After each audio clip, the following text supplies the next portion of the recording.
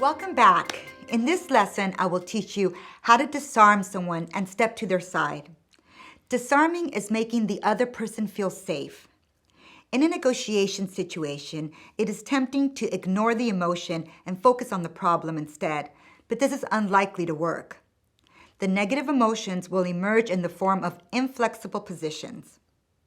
Before you can discuss the problem, you need to disarm the person and make them feel you are on their side, that you want to create a win-win with them. In a previous lesson, you learned how to go to the balcony. This enabled you to regain your mental balance. Now you need to help the other side regain theirs. Your challenge is to create a favorable climate in which you can negotiate with the other person. Disarming the other side means diffusing their emotion and getting them to hear your point of view. Stepping to their side means doing 3 things. Number 1, listening to them, but really listening to them. Number 2, acknowledging them and what they say and how they feel. And number 3, agreeing with them wherever you can. Listen to what they have to say, acknowledge their point and their feelings, and agree with them wherever you can. Now, I didn't say agree with them even if you disagree. You should never do that. Find an area of agreement and agree there. Stepping to their side may be the last thing you feel like doing in a confrontational situation. When they shut down, you naturally feel like doing the same. When they refuse to recognize your point of view, you certainly don't feel like recognizing theirs. When they disagree with everything you say, you may find it difficult to agree with anything they say. However, if you want them to listen to you, you must begin by listening to them. If you want them to acknowledge your point, acknowledge theirs first. If you want them to agree with you, begin by agreeing with them first. The 3 following methods will help you disarm them and step to their side. Method number 1 is to listen, paraphrase, and ask for corrections. It is not enough for you to listen to the other side.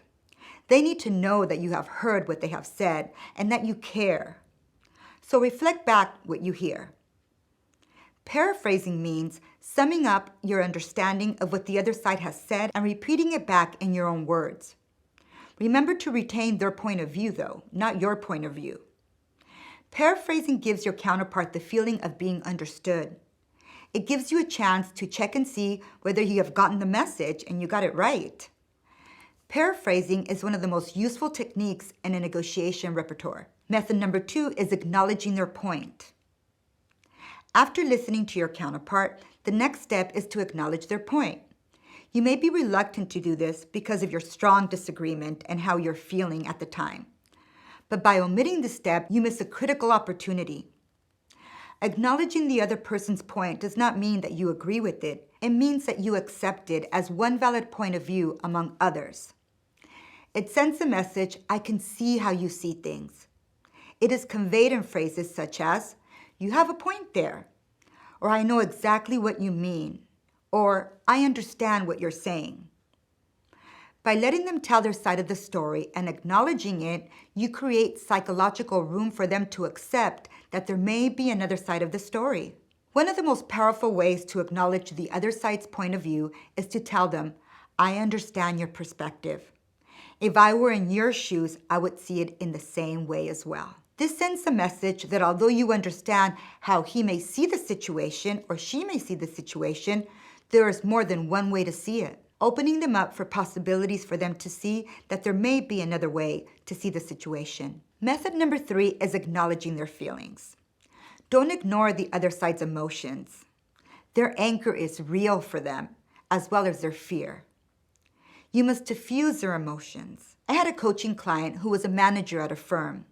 One day, an employee stormed into her office and angrily said, I'm sick of being cheated. I just found out that Jared Smith gets $2,000 more a year for doing the same job that I do. I'm through. Trying to explain why Jared earns more, even if the reason is a good one, may only make the employee angrier. Instead, you must acknowledge her feelings first and say, I understand you may feel we're taking advantage of you. If I were you, I'd probably feel the same way too. I'd probably be angry as well. This is not the response this employee expects. By acknowledging her feelings, you have helped her calm down. She then asks, Why shouldn't I make every penny as much as Jared does? I do the same work. By asking you a question, even though it is an angry one, she shows that she is ready to hear your explanation now. Now you can proceed to converse with her, negotiate with her. Like this employee, the other side often feels overwhelmed with emotions and unappreciated. It is disarming to be met with an acknowledgement from you rather than an argument. Telling them, I appreciate how you feel, or if I were in your shoes, I'd be just as angry, lets them know their message has been heard and appreciated. Showing that you understand why they feel as they do enhances your acknowledgement. So take a moment to think about this, and I'll see you in the next lesson.